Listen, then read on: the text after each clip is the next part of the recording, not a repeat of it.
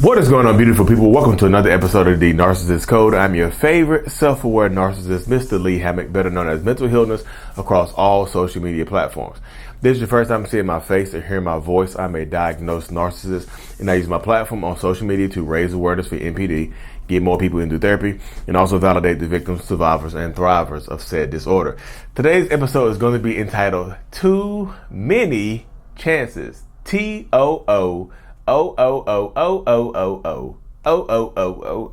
Many chances.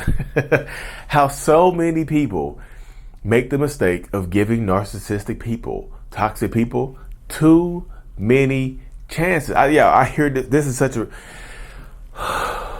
goose fraba. I have to goose fraba. Y'all know this video gonna be lit. This podcast is gonna be lit when I have to goose fraba before the episode even starts. Because look, y'all, too many people get caught up in these toxic people dynamics and whatnot, where you feel obligated to give these people more chances. It's just like they show you who they are. They reveal who they are, like 100,000%. They show you in your face who they are, but something inside of you convinces you to give this person another chance. Or, of course, a lot of times they themselves, the narcissist or the toxic person, influence it. You know, they influence you giving them another chance and things like that. But the way it typically goes is you reach out to, sometimes you reach out to them, or, it's just too many chances. Like Maya Angelou, I think this is one of her quotes. She said, when somebody shows you who they really are, believe them the first time. Why don't you believe them the first time? What are you telling yourself to allow? Sometimes it's not the narcissist telling you. Sometimes the narcissistic person, they leave you alone. You end up reverse hoovering yourself. Sometimes the narcissist, when you break up with them or they break up with you, whatever, they go completely silent. And you end up being the one that reaches out to them. You end up being the one that contacts them and things like that. So what are you telling yourself to make you want to reach out to this person? And trauma bond aside, I know the trauma bond, I understand that exists. You know what I mean? Outside of the trauma bond, I know the trauma bond can give you these symptoms, but outside of the trauma bond, what are you telling yourself that makes you give this person another chance? What are you telling yourself in your mind that's just like, you know what? Another chance is warranted. You know what I mean? Because they show you, they cheat on you, they lie to you, they manipulate you, they do all this type of stuff. But what it is in your mind is just like, you know what? They're not all that bad. You know what? They have good qualities about themselves. So maybe I should give them a 15th chance.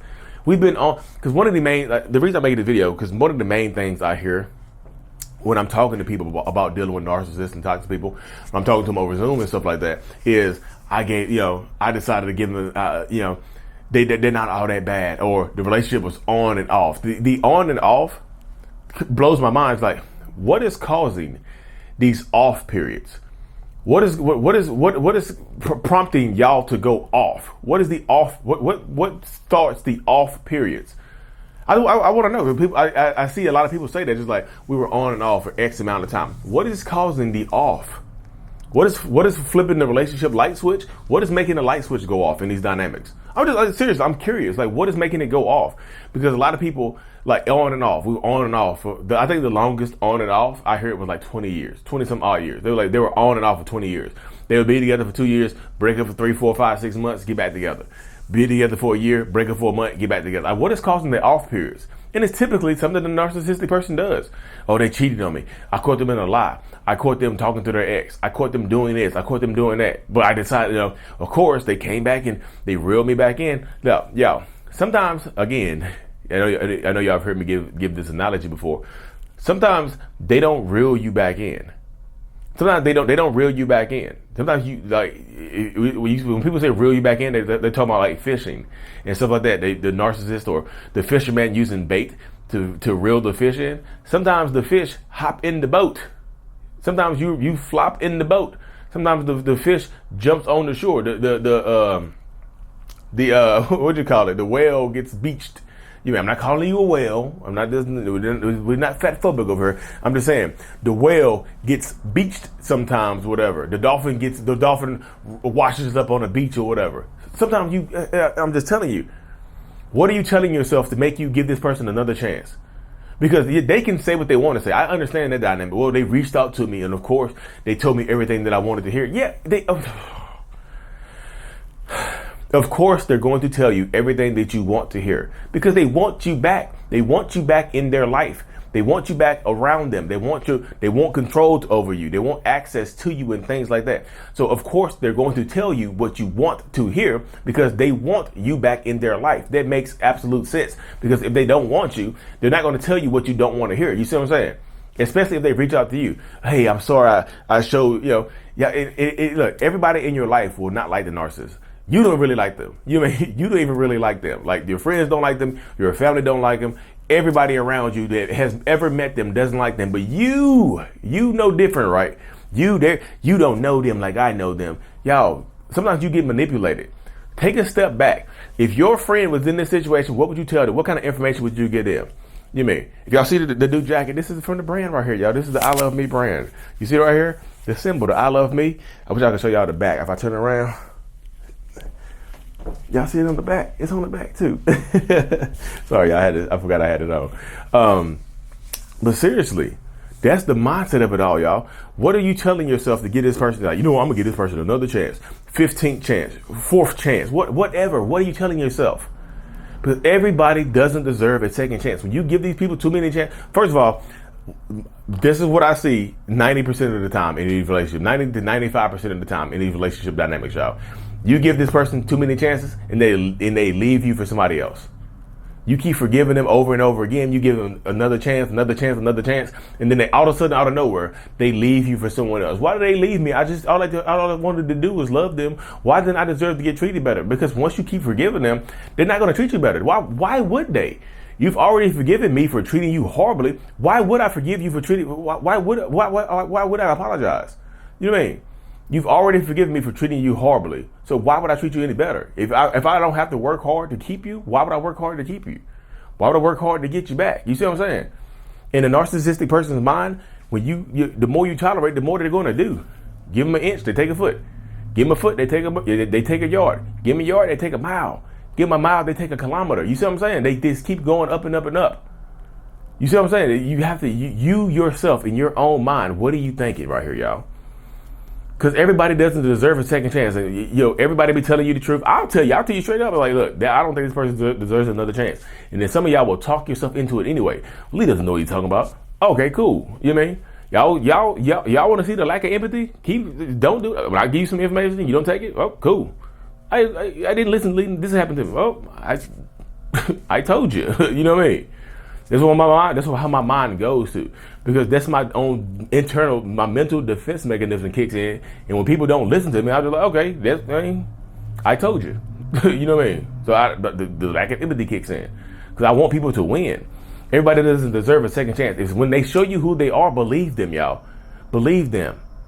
It takes on average about 90 days to get to know somebody for who they really are. So in that 90-day period, press people, y'all. Set boundaries. Say no. Set some restrictions to see how they react. See how they react to your restrictions and things like that. But it's your responsibility to do it, because they're not going to do it. Why would they do it? Why would that narcissistic person do it? But they're not going to make your life any easier, because making your life easier doesn't benefit them. You see what I'm saying? It doesn't benefit a narcissistic person to make your life easier if you keep letting them come back when they already make your life harder.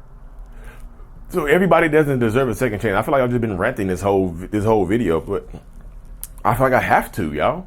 I feel like I have to rant. I need to rant. You know what I mean? Because I want people to win. I want y'all to win so bad. I really, really do. But you have to want to, look, I can want you to win, but you have to want yourself to win more than anybody else wants you to win. Like if you don't want yourself to win, or if your version of winning includes allowing a toxic person to run over top of you, then good luck. Buckle up. You're in for a bumpy ride life. Buckle up, because that's what you're in for. And people are like, well, Lee, you kind of mean. I'm not being mean. I'm being realistic. So many people, y'all, you want this fairy tale romance. Like they'll cheat on you, lie to you, manipulate you, and then they'll replace you with somebody else once you keep forgiving them. Because just sometimes they replace you. Sometimes the narcissistic person will replace you, just because the other person provides a clean slate. The other person, the relationship is not dirty, it's clean. They don't know me, so I can go over here and start fresh, start new, without any kind of judgment, without any kind of shame of dealing with you. So yeah, they're going to try to replace you. During the off periods, when you are on and off with a narcissistic person, during the off periods, they're typically trying to replace you, especially if it's a planned break, if it's a planned separation. Let's take a 30-day break. We need about 30 days to take a break. Somebody wrote that in my comment section last night. It was like, my narcissistic partner told me we needed to take a 30-day break. I was like, well, good luck, because during that 30-day period, he gonna be cheating, trying to clap every cheek that's around him. And then if he doesn't find anybody else, after that 30-day period expires, that 30-day trial Netflix period expires, cheek flicks, that 30-day trial of cheek flicks expires, and they don't find anybody, they don't get any subscribers, they'll come back to you dead. You may cheek flicks. Oh, goodness gracious. I crack myself up sometimes, y'all. I'm sorry.